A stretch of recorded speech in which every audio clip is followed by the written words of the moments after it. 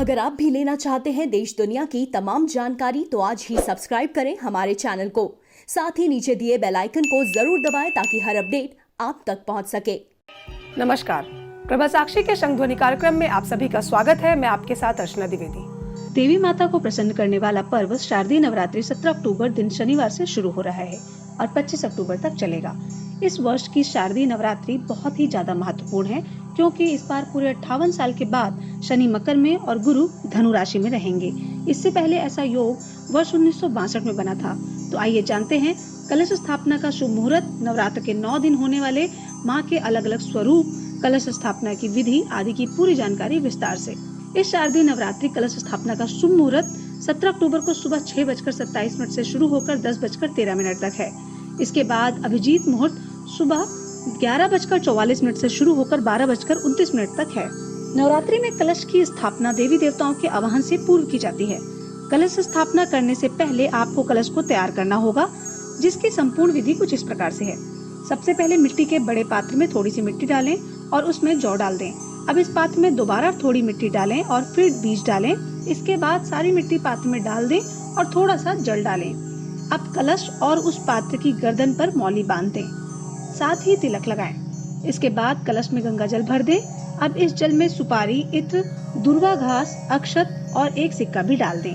अब इस कलश के किनारों पर 5 या 7 आम के पत्ते वाली डाल रखें और कलश को ढक्कन से ढक दें। अब एक नारियल लें और उसे लाल कपड़े या लाल चुन्नी में लपेट लें।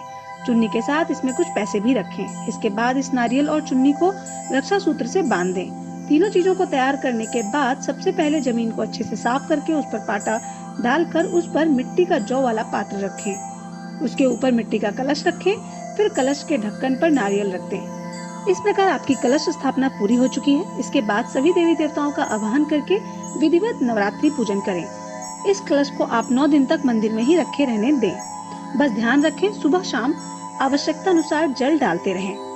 अब जानते हैं माता के 9 स्वरूपों को कौन सा रंग प्रिय है और उन्हें भोग में क्या भोग लगाना चाहिए।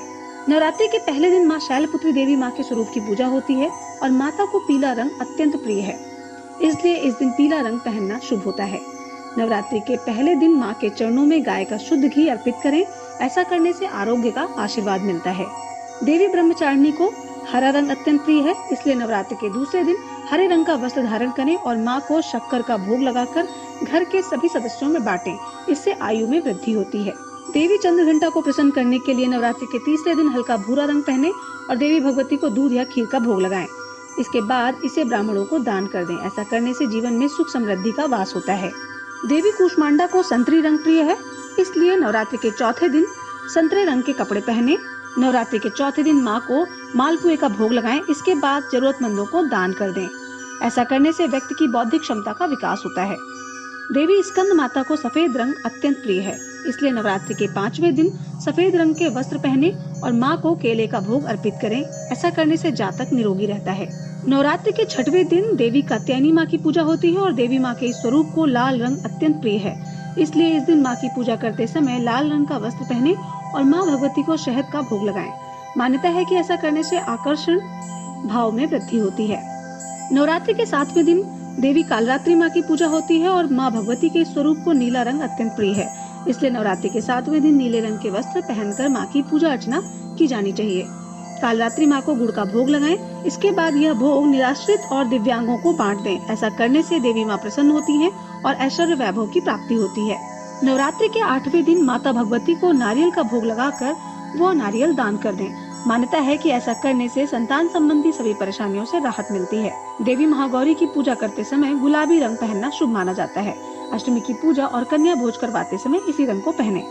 देवी सिद्धदात्री को बैंगनी रंग अत्यंत प्रिय है, इसलिए 9वीं तिथि के दिन भगवती की पूजा करते समय बैंगनी रंग के वस्त्र पहनने चाहिए और देवी भगवती को तिल का भोग लगाएं। इसके बाद ये भोग किसी ब्राह्मण या जरूरतमंद को दान कर दें। इससे अकाल मृत्यु से राहत मिलती है। उम्मीद है आपको जानकारी पसंद आई होगी। अगले सप्ताह फिर से किसी नई जानकारी के साथ मुलाकात होगी। तब तक के लिए धन्यवाद।